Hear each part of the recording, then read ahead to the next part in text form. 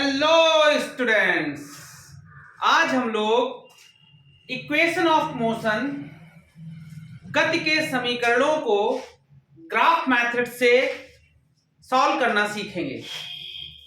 तो आइए पहले जानते हैं कि ये गति के समीकरण होते क्या हैं।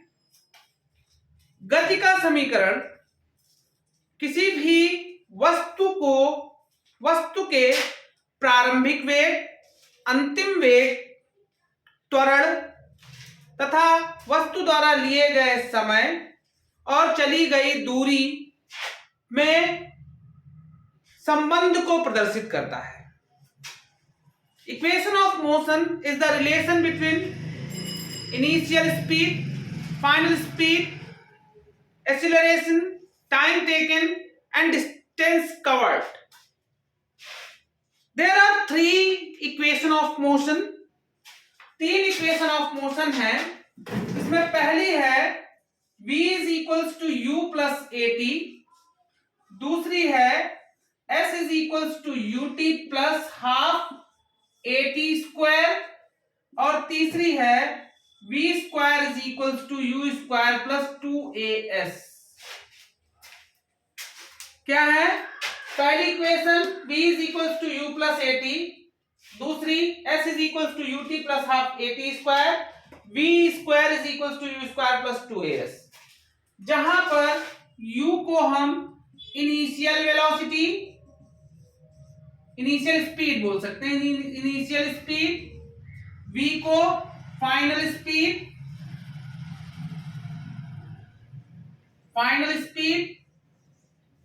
a को एक्सीलरेशन और t को टाइम टेकन, s को डिस्टेंस कहते हैं। अब हम चलिए ग्राफ मेथड से इन तीनों इक्वेशन को सॉल्व करते हैं। तो आइए मैं पहली इक्वेशन को हल करने की कोशिश करता हूं। तो इसके लिए इन इक्वेशन को सॉल्व करने के लिए मुझे आवश्यकता होती है वीटी ग्राफ की। मैं वेलोसिटी टाइम ग्राफ यहां पर बनाऊंगा और उस ग्राफ की हेल्प से मैं इनको सॉल्व करूंगा। तो देखिए मेरे सामने एक कंडीशन है कि एक ऑब्जेक्ट है, वो इनिशियली u वेलोसिटी से चलना स्टार्ट करता है, फिर वो फाइनली v वेलोसिटी पर आफ्टर टाइम इंटरवल t पर पहुंच जाता है और इसमें इसका जो यूनिफॉर्म एक्सीलरेशन है a है और डिस्टेंस जो कवर्ड है वो s है। मैं हिंदी में इसको बता रहा हूं। एक ऑब्जेक्ट है जो इनिशियली u से स्टार्ट होता है, फाइनली v वेलोसिटी तक पहुंचता है और इसमें इसने टाइम लिया है स्मॉल t। तो देखिए ये इसकी इक्वेशन मैं इस ग्राफ में बनाने जा रहा हूं। देखिएगा ये ग्राफ, ये टाइम टेकन t है, ये इसका ग्राफ है जहां पर इनिशियल वेलोसिटी u है, फाइनल v है और टाइम टेकन t है। इसका मतलब है ये कि यहां से लेकर के यहां तक की जो डिस्टेंस है वो u है और यहां से लेकर के जो यहां तक की डिस्टेंस है ये v है। अब देखिए मुझे ग्राफ में ये पता है वेलोसिटी टाइम ग्राफ का जो स्लोप होता है वो एक्सीलरेशन को बताता है। तो आइए देखते हैं, acceleration is equals to slope of the graph. क्या है? स्लोप ऑफ द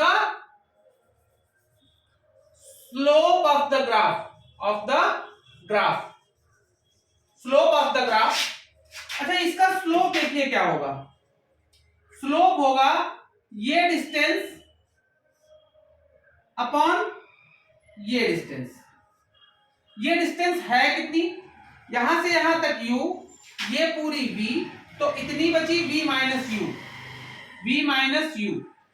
फिर से समझिए, ये पूरी v है और इतनी u है, इसका मतलब ये पूरी v हुई और ये इतनी u हुई, तो इतनी बची कितनी, v में से u सबट्रैक्ट हो गया।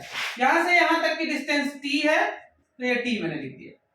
तो a इज इक्वल्स टू क्या हो जाएगा, परपेंडिकुलर अपॉन बेस, लंब बटे आधार, v माइनस u बटे t। तो देखिए मैं इसका क्रॉस मल्टीप्लीकेशन करता हूं, तो क्या हो जाएगा, at is equals to v minus u, तो v is equals to u plus at। ये पहली इक्वेशन हमारी आ गई। ये फर्स्ट इक्वेशन के लिए हो गया, फर्स्ट इक्वेशन मेरी आ गई। अब हम दूसरी इक्वेशन को करते हैं। हमको वेलोसिटी टाइम ग्राफ की परिभाषा से ये पता है कि इसका स्लोप एक्सीलरेशन मतलब त्वरण देता है, और इसका जो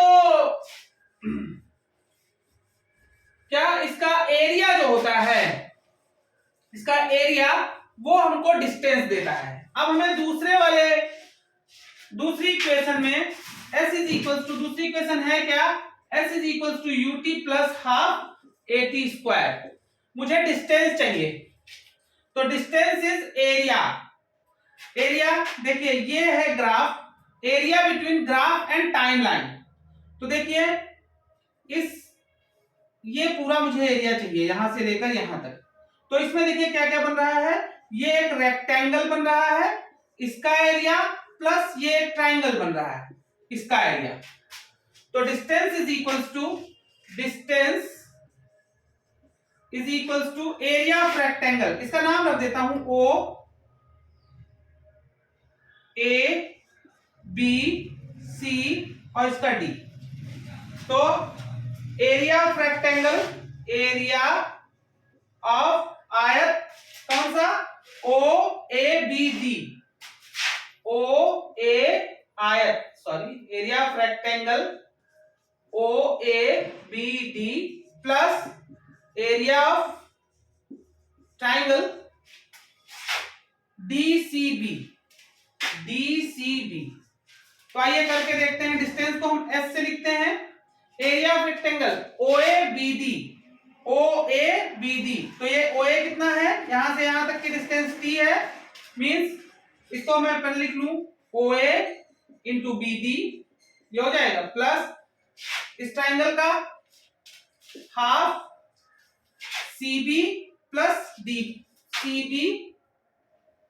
सी B into D B. Triangle का एरिया क्या होता है, 1/2 perpendicular upon base, perpendicular into base. तो देखिए इसको हम करते हैं, OA को मैं क्या लिखूंगा T, BD को मैं क्या लिखूंगा OA BD, सॉरी BA है ये, BA को मैं क्या लिखूंगा U प्लस हाफ CB क्या है V माइनस U और DB क्या है DB, ये T है इंटू T। अच्छा अब इस इक्वेशन में मुझे देखना है, मुझे इस इक्वेशन में कहीं भी V नहीं चाहिए। यहां पर देखिए V आ रहा है। जब मैं पहली इक्वेशन कर रहा था तो पहली इक्वेशन मेरे पास आई थी कि from equation 1 V is equals to U plus AT। तो देखिए V minus U is equals to क्या हो जाएगा AT। तो जहां पर V माइनस U है वहां पर मैं AT रख दूं, तो देखिए बनेगा क्या, S बराबर UT plus half V minus U की जगह पर AT रखा इंटू T। तो ये बनेगा क्या, S बराबर UT plus half AT square. ये मेरी दूसरी इक्वेशन हो गई। अब आते हैं हम तीसरी इक्वेशन के लिए। तो तीसरी इक्वेशन है क्या, V square is equal to U square minus 2AS। V square is equal to U square U square plus 2AS। V square is equal to U square plus 2AS। तो आइए देखते हैं सेकेंड इक्वेशन को हम solve करने जा रहे हैं, थर्ड इक्वेशन को हम सॉल्व करने जा रहे हैं। थर्ड इक्वेशन है क्या, third equation V square is equal to U square plus 2AS। ये है ना। अच्छा यहां पर भी मुझे डिस्टेंस चाहिए, तो डिस्टेंस के लिए ग्राफ, पूरे ग्राफ का एरिया, तो मैं इस ट्रेपेजियम का टोटल एरिया ले रहा हूं। ये जो मेरे पास ट्रेपेजियम है, तो distance is equals to area of trapezium. Trapezium क्या है? OACD, O। तो देखिए इसका S इज इक्वल्स टू क्या हो जाएगा? ट्रेपेजियम का एरिया होता क्या है? Half addition of parallel line, समांतर रेखाओं का जोड़, मतलब ये है U के बराबर और ये पूरी यहां से यहां तक V के बराबर, तो क्या हो जाएगा? V प्लस U और into distance between the lines into T हो जाएगा। क्योंकि यहां पर मुझे कहीं भी T नहीं चाहिए, तो मैं T को रिप्लेस कर देता हूं। इसी फर्स्ट इक्वेशन से देखूं तो from equation 1 V minus U is equal to AT है, तो T इज इक्वल टू क्या हो जाएगा? V minus U upon A। तो T की जगह पर मैं V minus U upon A लिख के दे रहा हूं, तो then S is equal to क्या हो जाएगा? हाफ V प्लस U और V minus U upon A। अब मैं 2A को एक तरफ ट्रांसफर कर दूंगा, 2A को मैं एक तरफ ट्रांसफर कर दूंगा, तब देखिए मेरे पास आएगा क्या? 2AS is equal to V plus U, V minus U क्या बन जाएगा? V square minus U square. Equation क्या बनेगी? V square is equal to U square plus 2AS। ये हो गई मेरी तीसरी इक्वेशन। ये हो गई तीनों इक्वेशन ग्राफ मेथड से। ये आपके 11th एग्जाम में इक्वेशन जरूर आती हैं प्रूव करने को, और 9th के एग्जाम में भी आती हैं। Thank you students.